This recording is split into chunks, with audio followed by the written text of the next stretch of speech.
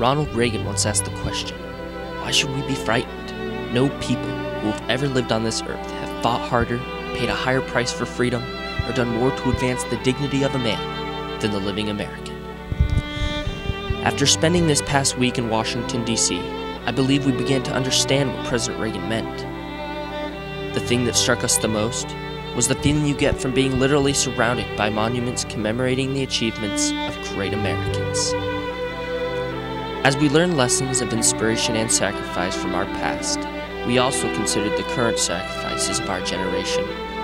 Their achievements, coupled with our experiences of this past week, inspired in us a sense of pride and motivated many of us to consider how we might make our own mark on the world. We, living Americans.